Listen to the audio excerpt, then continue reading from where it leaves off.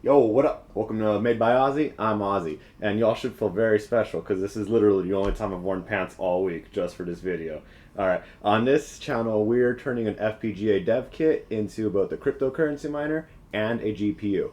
And today, we're going to continue on what we've been working on for the last two videos, which is building an RS232 communication channel between our PC. So we have a little Python project running some Python code, right, to send over RS32 some data to the FPGA. So two videos ago, we got the physical wires set up, so everything's plugged up, and we tested it. Last video, we got the receive on the FPGA working. We were able to send characters from our Python script, and we were able to see them show up as a register on our FPGA. Today, we're going to do the opposite side, transmit. We're going to set up the FPGA to take the character that we send it and spit it right back to us. Okay, so let's go ahead and get started. Okay, so for transmit, we got a lot of planning worked out last time. We know that we got to count to 434 for the period. Let's just, let's clean this up a little bit. We're under receive pin for the uppercase K. We're going to receive these. And these are the states we defined, right? Start is going to count to the half point of the period, and then read is going to enable for 8 periods, and then stop for 1 full period. So we could reuse a lot of what we worked out here to come up with the states we want for our transmit state. And really all we gotta do is create this waveform seen here. So we have very similar to same states, except our start, we're not looking for the half point. Now we actually just need to generate the whole period. So there's no more of this half period counter. Yeah, this looks easy. Let's go ahead and code this up. Okay, so I got the main Cordis project copper open here. Let's go ahead and file new verilog HDL file. And this one, we're gonna name it module RS232 transmit. And again, clock and reset, standard inputs. And here we're gonna have a, I guess it's gonna be data in, right? We're gonna get 8 bits in that we wanna send out, and then transmit out. Okay, keyword and module. Okay, and save this. Save this right into a library here. RS232 transmit.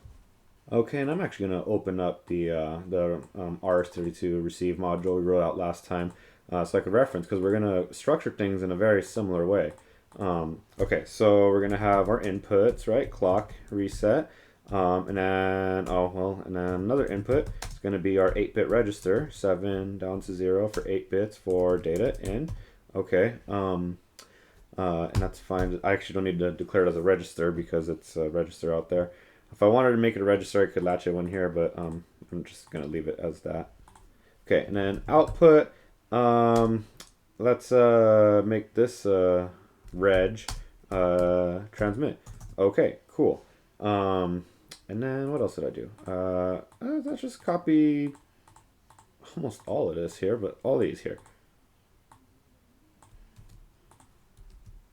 Okay, because I'm going to have the same states basically, except for read. I'm not going to have read, right? I'm going to have write.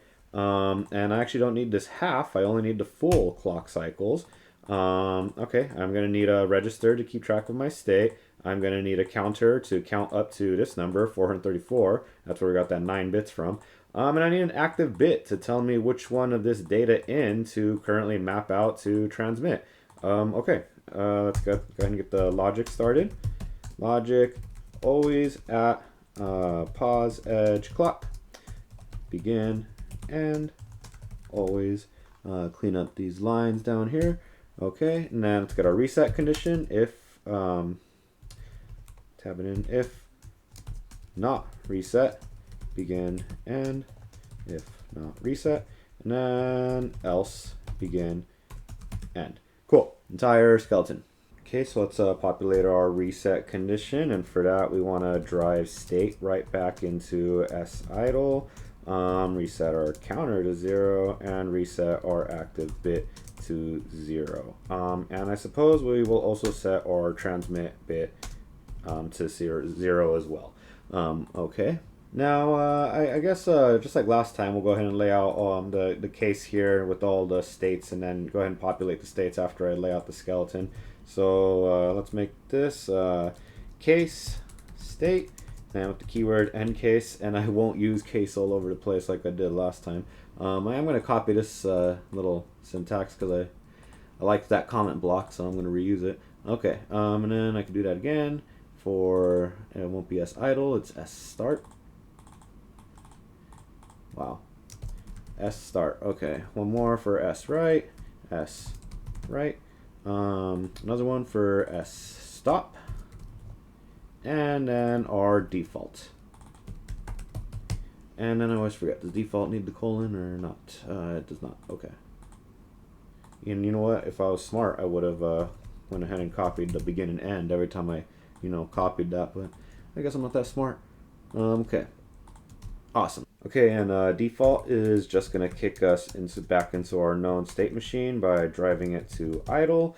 Okay, now that we're in idle, let's handle the things we know we're going to do, right? We're going to set the counter back to 0. That's something we're going to do. We're going to set the active bit back to 0. We're not going to mess with transmit. Only reset will mess with transmit. But what's going to get us out of the idle state? So, with receive, we were looking for the falling edge of the receive input. But for transmit, we don't have an input telling us when to switch states. So we need to come up with our own condition. And so since we're looking to make a mirror, we want to read in a byte from receive, and we want to just transmit that back out. What I'm actually going to do is I'm going to make a flag in this receive bit. That's going to give me a way to see when I have data that's available to send out. So let's go ahead and add that to receive real quick. So I have one more. Let's just call it data done flag. So real clear what it's doing. And this is an output register, only 1 bit, data done flag. Okay. And what we're going to do is, on reset, we'll reset it to 0. Standard reset stuff, right? And then, let's see. So here in idle, we're also going to set it, not in idle, actually. What we want to do is, as soon as we enter the start state, actually, is where we're going to set it to off again. That's where we're going to reset it. Besides the reset state, where do we set data done to off?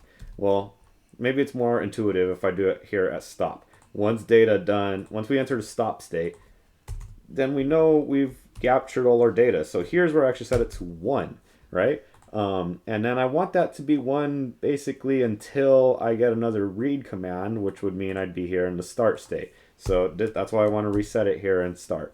So I should probably comment these things. Reset data done flag and set data done flag, right? Set data done flag. Okay.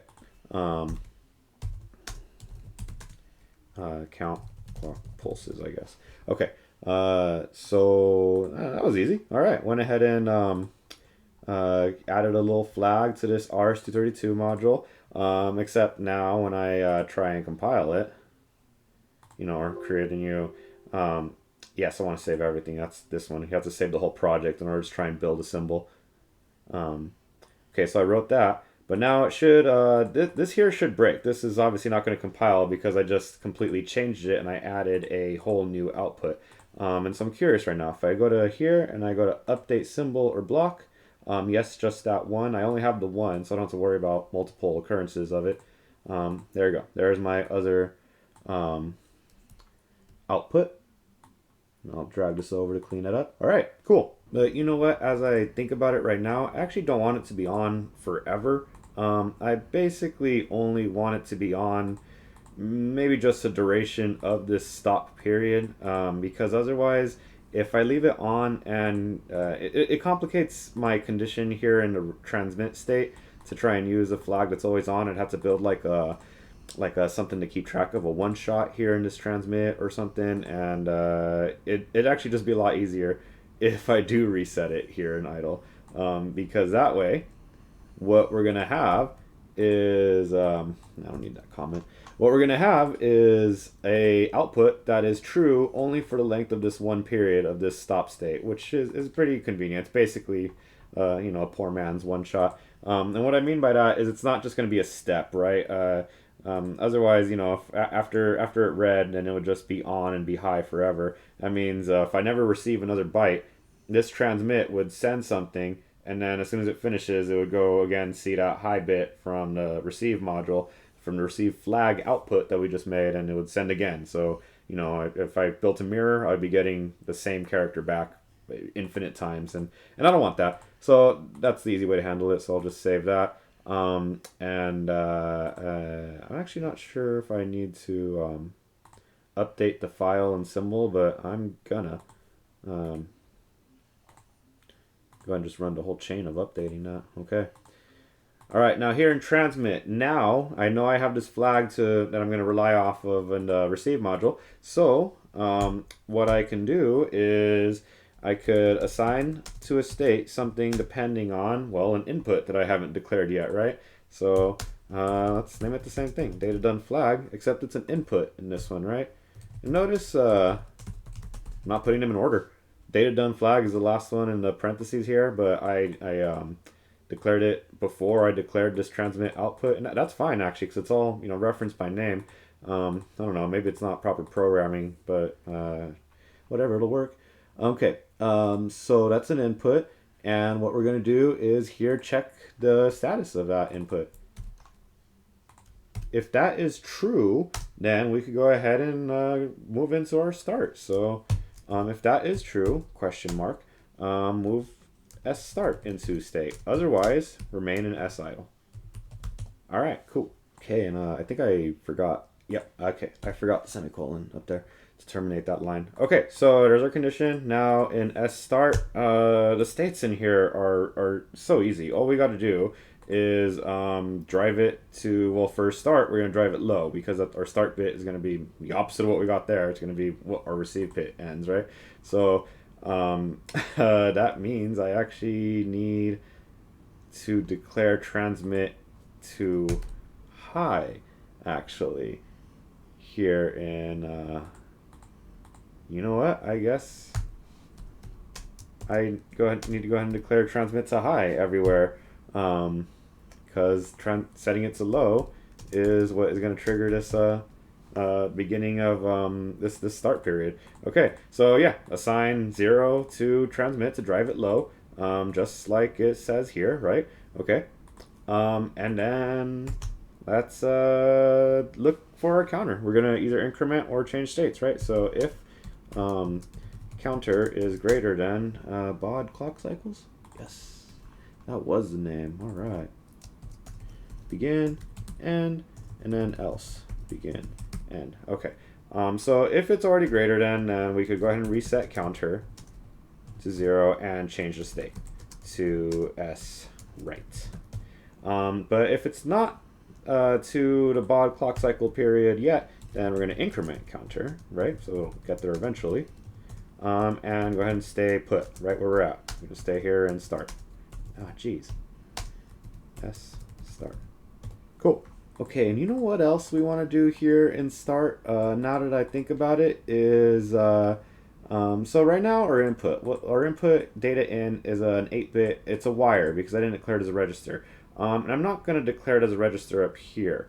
What I'm going to do actually is make a local one, and I'll show you why right now, but let's go ahead and make it. Let's call it latched data. And the whole point is these inputs, I can't really control what's going to happen when they come to me, right? But I do know when I send out a byte, I don't want the data, you know, I don't want to be sending byte 0 and then after I sent, you know, the first 2 bytes, byte 7 is going to, or bit 7 is going to change or something, you know, like I don't want any of this vector to change when I've already started my transmit, you know, sequence. So I'm going to latch it, and that's what this latch data is. And so here in the reset condition, like everything else, latch data, everything except transmit, of course, latch data to 0.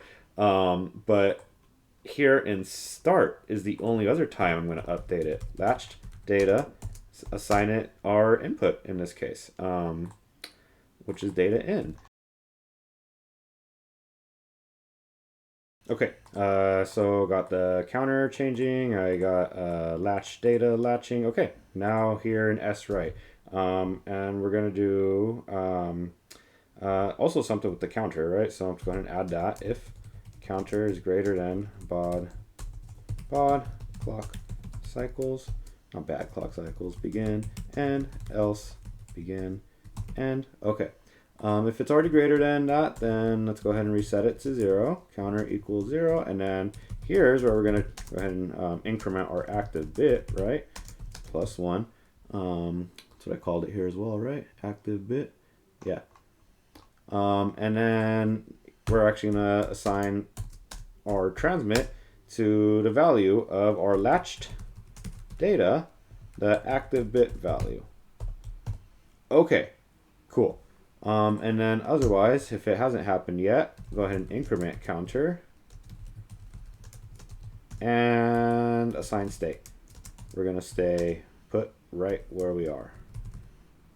Over here, we need to actually look at the value of active bit, right? So if active bit equals 7, and you know, if you're questioning where this logic is coming from, it's the exact same thing we did in the sread over in the receive module, so you could always go check out that video. Begin and else begin and. Okay, so if active bit is already 7, then we're done writing. We could go to stop. So state. We'll go to stop state. Okay. Otherwise, we're gonna stay put. We're gonna let active bit increment, and we are going to stay here in sWrite.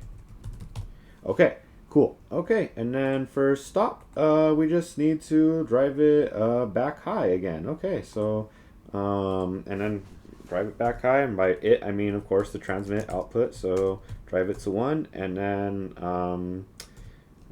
we just need to count. So again, another caps not. Counter is I'm not gonna take my chances. Baud clock cycles. Begin and else begin. And okay, so if it's not there yet, counter increment by 1, counter equals counter plus 1, and state remains right where it's supposed to here in s stop. Okay, and if it's already there, then just transition back into s idle. Okay, and we did it. We did it. Okay, hit save, and let's try and build a symbol out of this. Awesome, cool. Let's go ahead and drop it into our file here, our top level BDF, and make myself a little bit more room. Move this down. Okay, make it real clear what's going on here. Double click, bring this up. I got my transmit right there. Okay. Okay, so I want to copy this clock and reset over from here. Okay, I need to map this data into that data out, so I could just draw a bus here, and because I created that local variable, I could just type it in, right? RS232 data out, and then define the bus width 7.0 for all 8 bits.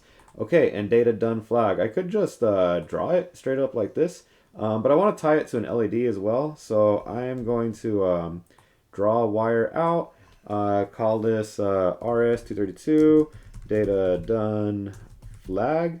Okay, and then I could use it here just by typing in the local variable name, data done flag. Okay, and then I want to tie it to an LED as well. And so we set up this little demo code when we first set up the physical system for the RS232, this little test module. We're not going to need this anymore because I have to steal this transmit output. So I'm just going to go ahead and delete all this. We don't need that. I am going to want one of these here. So I'm going to delete one of them and leave the other. And I'll show you what we're getting at in a second. So delete all this.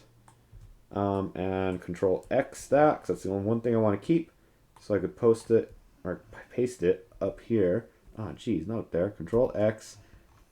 I gotta click. Okay, scroll up here and then click and paste. Okay, and then I could drop it right there. Okay, now I actually want, you know what, I'm not gonna do that quite yet, because what am I gonna do? I want an LED. I want to see what's going on this guy. So I'm gonna go ahead and move this over there. Something else we're gonna use for a while, right? Can I give myself some more room? Yeah, real carefully. Okay. Drop this over here. So what I'm better off doing actually is I want this because this is my physical output to a pin that I set up, right? I need some more room even, okay. But I need a wire module, so let's go ahead and just grab that from library of primitives here, and a buffer, and I'm pretty sure, I guess I could just search for wire, right? Yeah, there it is. Okay, drop that right there, and then give this a name. RS232, oh boy, I shouldn't name it. Let me make it real clear that it's local RS232 transmit. Okay, so copy that. Actually, copy the entire line. Control Z, because I want that. Control C, Control V, copy it down to here. Okay, so now it's actually mapped to my physical general purpose I/O, so it'll be sent out to that little serial adapter that we got set up 2 videos ago. And I could copy the same thing, Control C, and then copy it up here. So now I am tying it to this LED. So I'll be able to see it in 2 places, right? I got a LED on that level shifter, and I have an LED on my board, and I just really want to see it. And you know, we did this whole little latch with the knot. Just go back 2 videos and you'll see why we need it. Okay, let's see if this compiles.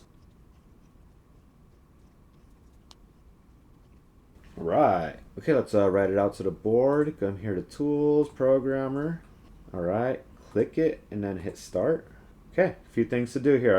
Let's go check out the board and let's go amend our Python project to actually read something back. Okay, so I got the Python project open and I just copied most of this stuff from the PySerial documentation page, so it's time to actually customize it. I don't need to print this name anymore because that's just really for illustration purposes. I like putting my comments above a line instead of to the right of it, but whatever. Okay, so we have it set up to open the port, write out a letter, and then close the port. Okay, so what we want is to now read that back. So good practice is first thing we're going to do is we're going to flush all read contents. And so RS232 works by populating a buffer. And so all we're going to do is make sure that we empty out that buffer by calling the flush function of the PySerial library. So we made the sir object up there, sir.flush. Okay, cool. And then we're going to go ahead and write as expected. Write a string. I guess I could have just cut paste, right? I'll do that for this one. Okay, after I write the string, I want to read back mirrored response, right? And that's just it's sir.read actually. So here it is, and has a default size of 1 byte, which is perfect for what we want because we're only going to read back the 1. So sir.read. Put a semicolon. Don't need that, and not in Python. Let's call this, we need to actually assign this to a variable, right? So response equals sir.read, and let's print this to screen, response. So I'm going to run it now, and then I'll show you guys the FPGA right now after. So I go ahead and press run, and it should write this lowercase k, which if you guys recall is 6b. And then we should receive the response back, which will probably be as a binary message, so it'll be 6b back. So let's see. So I gotta run it. It'll create it, and I got D6 back, not 6b. So what does that mean? Okay, so the FPGA is counting. I'm gonna go ahead and write that K, and okay, so we got that 6b, and you could have seen the lights on the on the level shifter here flicker. And okay, let's go finish up. Okay, so I tried to draw up this out because it's pretty it's a lot easier if you look at the straight up bits of what's happening. So we sent 6b, right? But what we got back was D6. So if we split this up, 6 is just 6, right? But B is 11, and the binary representations of that are shown right here. For 6, you got 0, 1, 1, 0. That's 2 plus 4, right? For 11, you have 1, 8 plus 2 plus 1. And then for D6, D is 13 in hex, and 6 is 6. So for 13, you got 8 plus 4 plus 1. That's how you get 13, right? And then this. And if you got a keen eye, you could see that they're reverse of each other, right? The 6 is symmetric, so that didn't change. And then the 11 is actually the reverse of 13, and the whole, the whole thing just shifted. So we're actually just sending it backwards. Okay, so there's a few things we could do about that. So one of the easiest things we could do is actually right here in our data in for our transmit module. Let's see if this works. I actually don't know. Here, we'll learn something together here. Can I just reverse the order of my vector in and have it fix everything for me? Okay, let's see if this compiles. Okay, cool. Let's write out this updated bit stream out to our FPGA. All right. Okay, so let's try this out again. Let's see what we get this time. Run the same thing, and now I got AC back. Okay, so let's figure out what's going on with that. Okay, so AC is 10, 12, and if we write out the whole bit string, it actually, what it looks like to me is this vector just kind of got pushed to the left by 1 bit and got filled in with a 0. That's interesting behavior. Okay, so I wonder why that would happen. I'm just gonna go do this the way I thought I was going to have to do this from the beginning. I'm going to change this back to 7 down to 0. And then here in the actual transmit verilog module, I'm just going to change the order in which active bit is set and used. I'm going to define it to start as 7. Same thing here. And then I'm actually going to decrement every single time. So instead of active bit +1, it's -1. And I am going to set, it's going to look for 0, not for 7. Okay, cool. Go ahead and save that. Update the symbol file. Yes. Yes. Okay, cool. And then update it here as well. Update symbol or block. Yes. Okay, cool. Okay, let's recompile this. Cool, compile all done. Okay, let's write this out again. Okay, all right, and let's try our Python script again. Let's see what we get back this time. Got back AC again, that's interesting. Okay, you know what I think it is? I actually think I drew a false conclusion. These just happen to be symmetrical of each other. But you know what other relationship they have is if you actually just chop off this first 0 here and kind of shift everything over, and then just add a 0 at the end here, then hey, look, they're also the same thing. So what I actually think is, based on this coming back AC, where it looks like it's just off by 1, but this is also reversed after I reversed it, it looks like my timing is definitely off. I'm missing the first bit, and just it's inserting the 0 at the end, probably from the stop period, right?